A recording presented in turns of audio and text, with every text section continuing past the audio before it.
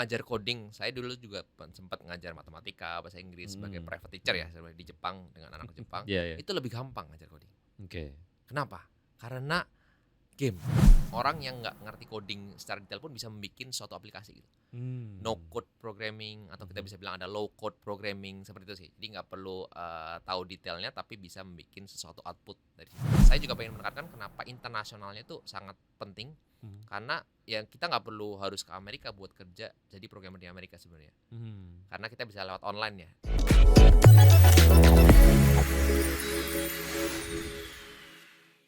Halo Sobat Investor, apa kabar? Semua saya Wiki Adrian, kembali ketemu sama kamu lagi di Fincast, your home of finance and investment. Kalau ngomongin soal potensi dari generasi muda di Indonesia, banyak banget ya potensinya.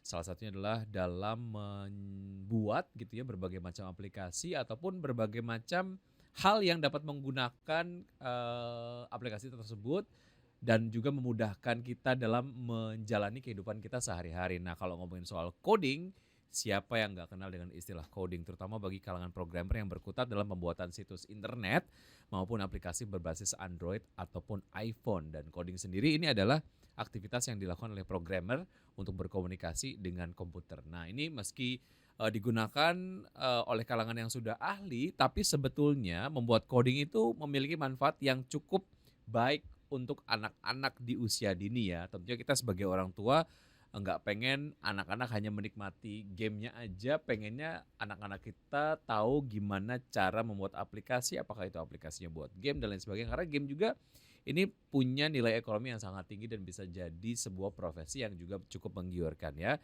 Nah, kita akan ngobrol-ngobrol mengenai manfaat bagaimana melatih kreativitas anak dengan belajar coding. Dan di Fincast kali ini kita sudah kedatangan tamu, yaitu adalah Mas Alvin Mario Gani selaku CEO dari Coding First. Tepuk tangan yang paling meriah untuk Mas Mario. Aku panggilnya Mas Mario ya, atau Ya. Mas Alvin? Boleh, Alvin juga boleh. Mas Alvin aja, oke. Apa kabar Mas Alvin? Baik, Mas Wiki. Thank you ya udah join di Fincast. Kali ini kembali. kalau ngomongin soal pentingnya coding buat anak-anak, menurut Mas Alvin tuh apa sih pentingnya anak-anak harus mulai aware dan juga mempelajari coding dari dini gitu? Ya, betul. Terima kasih sekali atas pertanyaannya Mas Ya. Wiki dan kesempatannya hari ini. Mungkin kalau di bayangan Mas Wiki sendiri coding itu seperti apa ya? Bisa di Coding itu buat bikin infokan. aplikasi, buat bikin game gitu. Ya, Bener nggak? betul. Oke. Betul. Tapi kalau untuk anak-anak menurut Heeh. Mas Wiki gimana? Kurang lebih sama ya. Sama juga. Pengenalan lah ya. Pengenalan. Kan ada early stage, ada yang advance gitu. Ya, Nah, betul. buat betul. anak-anak mungkin ngenalin aja dulu gitu bahwa untuk memproduksi sebuah game prosesnya seperti ini loh. Kira-kira kayak gitu, benar Betul. nggak? Saya- Ya. Dan kalau menurut saya sih mau tambahin lagi itu kenapa penting di anak-anak ya? Itu melatih logika biasanya. Karena ya dari untuk bikin game gimana bikin karakternya, alur ceritanya, gimana biar dari satu posisi jalan ke posisi lain gitu loh. Dan tanpa ada kalau kita bilangnya bug ya dalam istilahnya coding itu sendiri. Jadi lebih ke kalau untuk anak-anak ya menekankan cara pikir logika sistematis dengan pembelajaran coding. Oke, karena sebetulnya kalau ngomongin soal kegiatan anak-anak, apakah itu dalam menjalankan kehidupan sehari-hari, apakah dia menjadi seorang programmer atau enggak, berlatih secara terstruktur gitu ya, melatih betul. logika dan lain sebagainya itu adalah menjadi satu hal yang cukup penting gitu ya. Betul. Dan memang agak jarang sih intensitasnya itu kemudian dipelajari di sekolah. Makanya diperlukan pelatihan-pelatihan seperti ini gitu ya. Ya, betul Oke, nah waktu itu pada saat mendirikan Coding First pertama kali, apa sih yang menginspirasi pendiriannya Mas Alvin? Apakah memang ternyata menurut Mas Alvin sekolah coding untuk anak-anak belum banyak sehingga kemudian oke, kita bikin aja deh gitu Coding First gitu. Ya, betul. Terima kasih Mas Wiki. Jadi kalau untuk awal mulanya ya sebelumnya kan saya kuliah kerja di Jepang.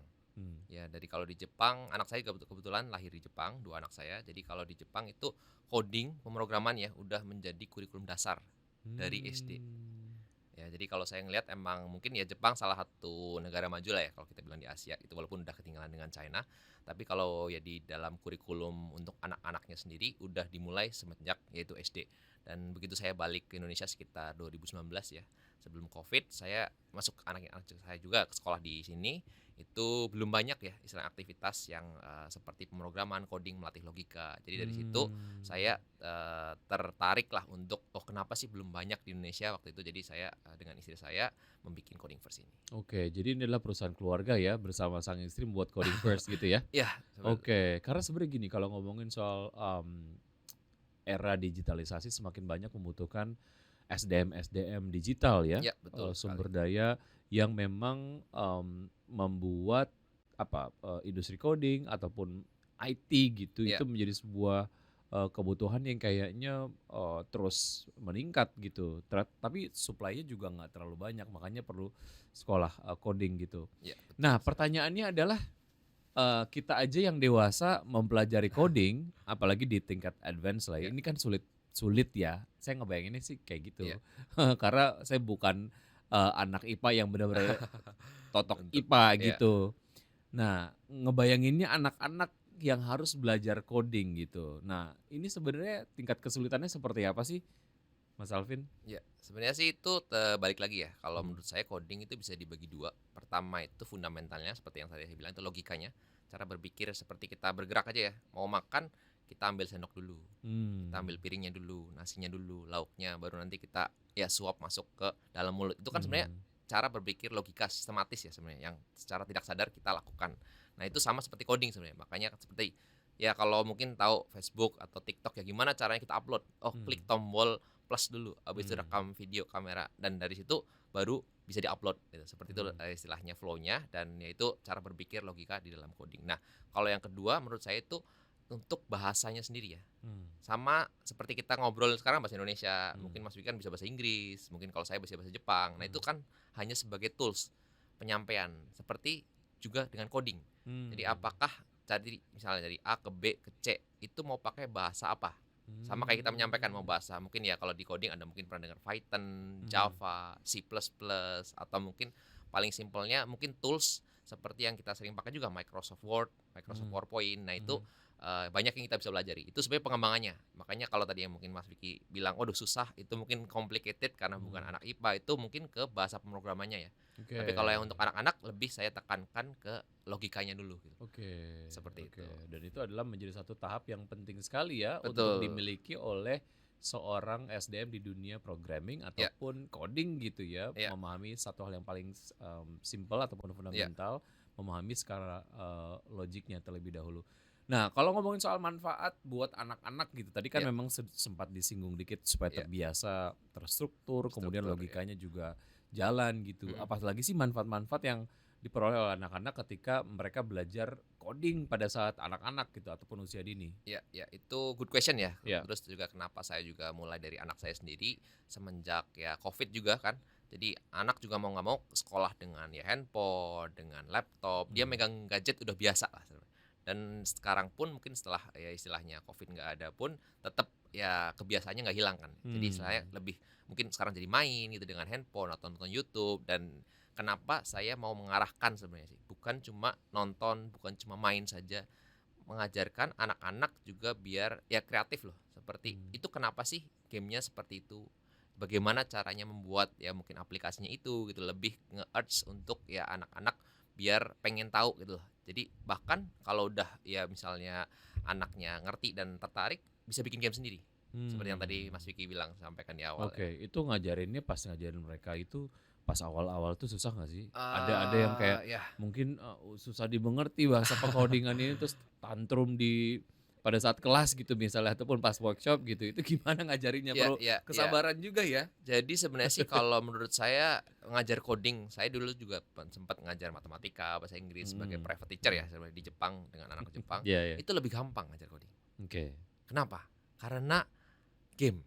Kita Oke. memakai yaitu tools yang familiar dengan anak gitu, cara membuat game. Jadi lebih kelihatan interaktif gitu loh. Kalau matematika mungkin angka saja, kalau bahasa Inggris cuma huruf abjad ya A B C D E. Kalau ini kan benar-benar ada karakternya, Oke. bagaimana karakternya bergerak. Walaupun mungkin ya di tambahkan dengan logikanya gimana karakter bergeraknya ke Oh. depan, ke kanan, ke kiri. Nah, seperti itu sih. Kita pakainya block programming Lebih untuk awal. menarik karena udah ada underlying-nya di depan mata, kurang lebih Yes, nanti kayak betul. gini loh gitu Keluar ya, nggak hasilnya. yang cuman, Iya. ngawang-ngawang doang Ngawang-ngawang gitu. doang dan juga mereka udah biasa main ya, karena Aha, anak-anak biasanya. Jadi lebih oke. terbiasa seperti itu. Oke, tapi saya ini harus membuat pengakuan ke Mas Ya, Alvin nih. gimana, Mas? Saking saya nggak sukanya sama matematika, Oh ya, walaupun umur saya udah segini ya, satu gimana? mimpi buruk yang selalu terulang Mhm. sampai dari sekarang adalah mimpi ulangan matematika. Waduh, mimpi ulangan matematika Karena ya, saking nggak kenapa itu? sukanya dan saking traumatisnya gitu. Iya, Nih ya, iya. mimpi ulangan matematika, mimpi ulangan fisika.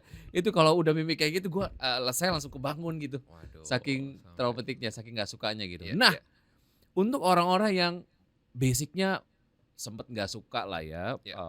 ilmu pengetahuan eksakta lah gitu, nggak suka matematika dan lain sebagainya. Tapi memilih profesi programmer sebagai sebuah opsi untuk diambil gitu, karena Mhm, mungkin mentok dengan karir yang sekarang pengen jadi programming.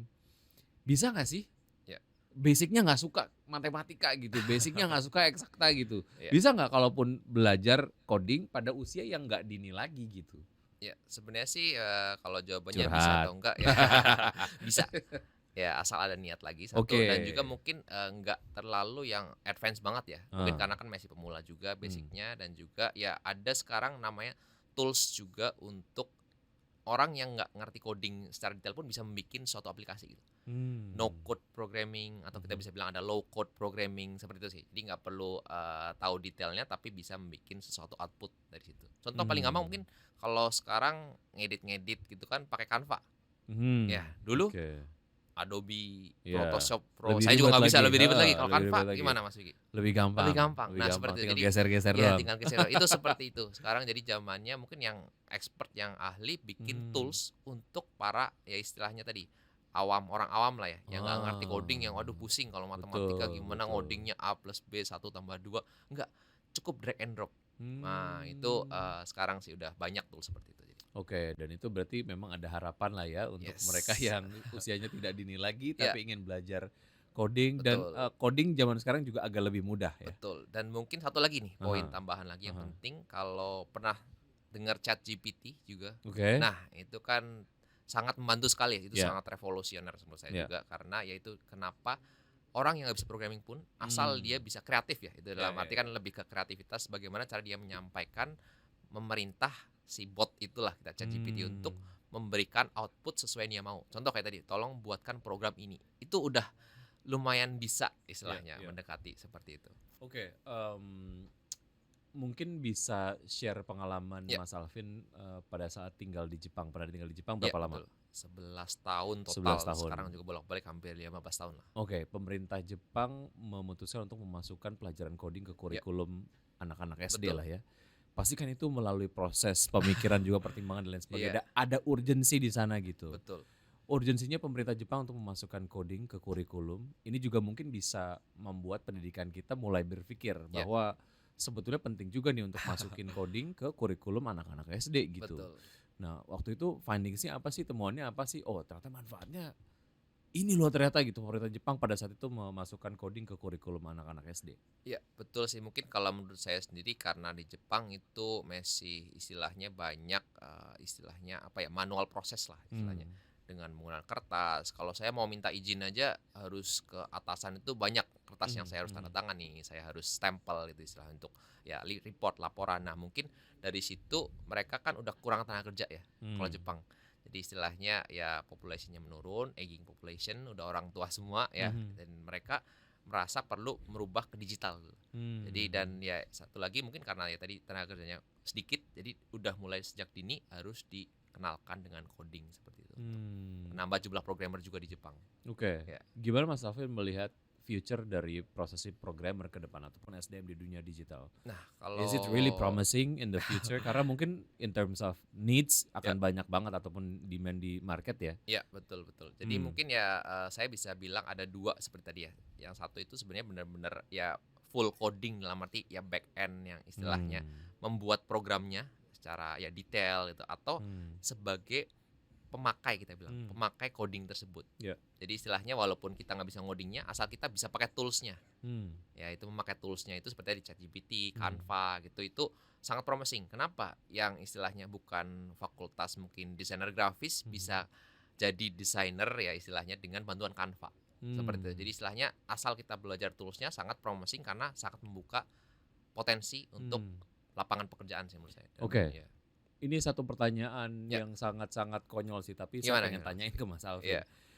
Kalau hacking itu juga pakai kegiatan coding ya? Iya, betul. Berarti apa yang membatasi kegiatan programming? Yes. Good one or bad one? Apakah itu hanya sebatas etika aja atau ada semacam apa ya? Kan kalau dokter kan ada kode etiknya lah ya. Nah, kalau programmer tuh gimana sih? Ya sebenarnya kalau programmer juga mungkin ya kalau kita bisa bilang ya ada kode etiknya lah juga, dan juga ya kayak tadi itu sebenarnya hacking itu kadang programnya iseng juga. Jadi istilahnya karena mereka ya apalagi kalau udah programming yang bener-bener istilahnya advance. Ya jago ya udah advance itu kan mereka pengen ya mencoba suatu hal baru gitu. Jadi istilahnya mencoba nge-hack sistem FBI gitu kan mungkin pernah dengar ceritanya dan juga ternyata berhasil gitu berhasil gitu loh. Karena ya kayak tadi saya bilang bukan cuma mungkin orang advance, orang yang udah belajar lama, orang yang anak muda pun mungkin yang istilahnya punya potensi dan pengetahuan tentang coding bisa sampai ke level yang seperti itu dengan waktu yang cepat gitu. Oke, berarti batasannya hanya etika aja ya. Etika pun nggak tertulis dan tidak ditandatangani gitu ya? Yes, betul. Lebih ke ya istilah etika dan ya bagaimana kita menggunakannya dalam kehidupan sehari-hari. Oke, gimana dari Coding First ataupun mungkin Mas Alvin sebagai salah satu yang mengajarkan coding gitu ya, mengajarkan value-value terkait dengan good coding practices ke anak-anak ataupun siapapun lah peserta didik di di platform Mas Alvin. Ya. Jadi itu dari tim Coding First juga sendiri kita selalu menerapkan ke ya guru-guru kita juga dan bagian kurikulum ya supaya anak tidak menyalahgunakan juga ya seperti yang tadi bilang. Jadi istilahnya ya untuk codingannya supaya apa sih manfaatnya yang bisa di istilahnya berikan mungkin ya gamenya itu. Jadi gamenya pun di dalam konten gamenya pun juga harus ya sesuai peraturan gitu lah sebenarnya. Atar rules-rulesnya kenapa? Karena ya mungkin kalau tahu Google ya Play Store atau mungkin di Apple Play Store itu mereka juga ada regulation ya yang harus dipenuhi untuk upload ke situ sih. Itu mungkin ya kalau udah advance ya. Kalau untuk anak-anak nggak sampai ke situ lah, lebih ke senang-senang, lebih ke yang istilahnya anak SD gitu ya. Kalau tadi kan kalau programmer iseng mereka bikin apa namanya mencoba untuk menghack salah satu website. Kalau saya lagi iseng gangguin anak orang doang gitu ya. Itu juga Tapi bisa. kalau coding atau programmer dia apa namanya ya cukup kompleks lah ya. Betul. Tapi ini yang kayaknya mungkin mengetes skill dan lain sebagainya. Agak penasaran iseng-iseng juga gitu ya. Betul. Oke, sejauh ini sudah berapa banyak peserta didik lah ya yang sudah ikutan Coding First dan feedbacknya dari mereka ataupun mungkin dari orang tua tuh gimana sih setelah mengenyam berbagai macam workshop yang sudah diadain? Ya, jadi kalau dari Coding First sendiri sih mungkin kita berdiri di tahun 2022 ya, sekitar hampir 2 tahun lebih, dan pesertanya mungkin kalau di total ya soalnya kita juga mengajar ke anak-anak di Jepang juga, jadi secara online ya, jadi dengan Indonesia Jepang itu sekitar hampir 500 lah lebih yang udah keluar masuk, karena kita juga partnership dengan sekolah ya, jadi satu sekolah di Eskul, terus juga kita juga ada beberapa sekolah di Purwokerto untuk partnership programming. Dan ya sekitar 500 lebih lah kalau yang kita udah. Oke. Ada nggak sih pengalaman yang mungkin sampai sekarang nggak dilupain pada saat ngajarin anak-anak belajar coding gitu? Iya, jadi mungkin kalau mungkin bedanya Coding First dengan les coding lain juga ya yang kita juga terapkan. Kenapa? Karena saya basicnya juga dari Jepang ya secara internasional, dan coding pun kedepannya juga bahkan harus kolaborasi internasional. Jadi ya salah satu yang paling susah itu mengajarkan anak-anak Jepang untuk mengerti coding dalam bahasa Inggris gitu. Karena ya di Jepang itu toolsnya semua bahkan dijepangin biasanya. Bahasa Jepang, Bahasa Jepang. Jadi karena kan saya juga pengen ngajarin kita internasional, Jepang pun juga harus ya open dengan bahasa Inggris gitu loh dalam codingnya. Jadi itu sangat susah sekali, apalagi mungkin SD kelas 1, baru kelas 1, kelas 2 nggak ngerti alfabet karena kan Jepangnya beda. Itu awal-awal saya juga gimana approach-nya, jangan bahasa Jepang terus, gimana biar mereka tertarik ke bahasa Inggris itu lumayan susah shifting ke bahasa Inggris Yes, karena memang itu. secara global banyakannya menggunakan bahasa Inggris gitu. Betul. Dan somehow mereka memang membutuhkan itu ya. Betul, kalau Nah itu untuk prosesnya semuanya. gimana along the way mereka transisi dan Ya. juga terbiasa menggunakan bahasa Inggris ya? Ya, dan kalau kita transisikannya balik lagi ke istilahnya menggunakan mungkin kalau pernah dengar Minecraft Itu game yang sering dipakai anak Ya, Jepang ya, juga ya, untuk saya main sering game dari sering itu main Minecraft, Minecraft, oke. block gitu. Mhm. Dan kita mengenalkan ya tools-toolsnya, terus juga word-wordnya dalam bahasa Inggris gitu.